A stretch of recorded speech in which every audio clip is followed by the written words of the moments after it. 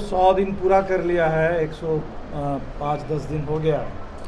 और इस आंदोलन के दौर में शहादत देने वाले, मरने वाले किसान नेता, किसान कार्यकर्ता, किसानों की संख्या अब 200 से ऊपर हो गई है।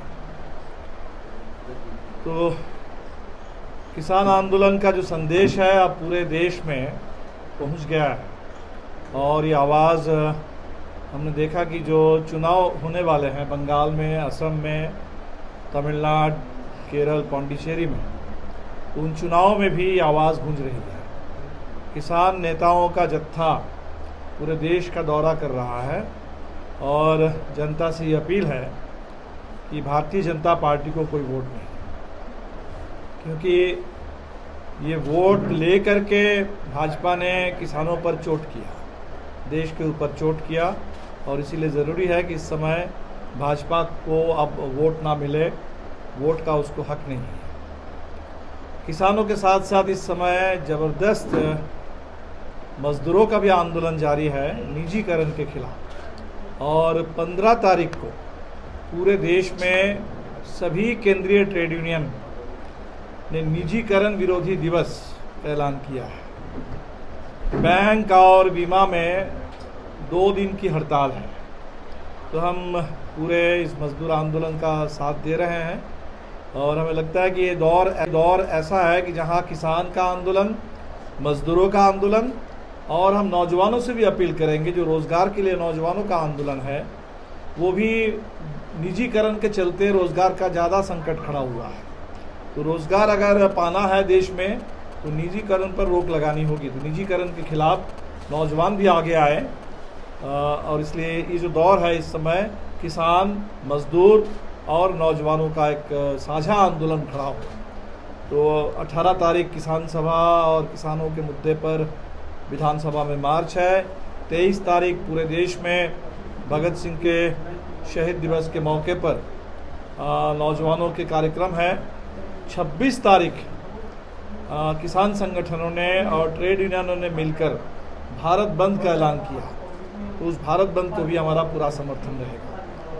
जहाँ तक अभी विधानसभा चुनाव का सवाल है, तो हम बंगाल में, असम में और तमिलनाडु और पौंडीचेरी में उम्मीदवार उतार रहे हैं। बंगाल में 12, तमिलनाडु में भी 12, असम में 5 और पौंडीचेरी में 1।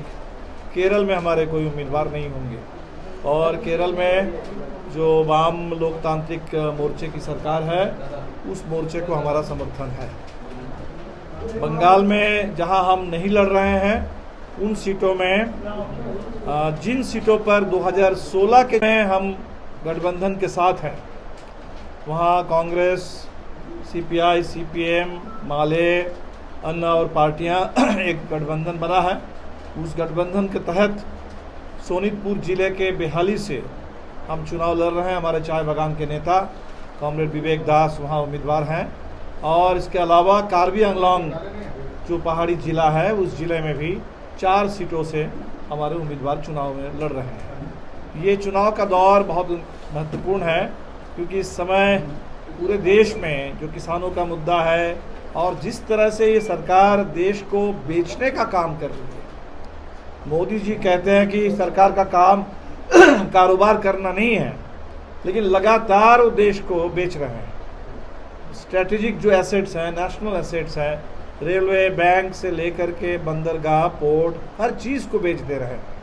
अभी जो रिपोर्ट आई कि डिफेंस मिनिस्ट्री, डिफेंस के पास भी जो ज़मीन थी, उस ज़मीन को भी लगातार वो बेच रहे हैं।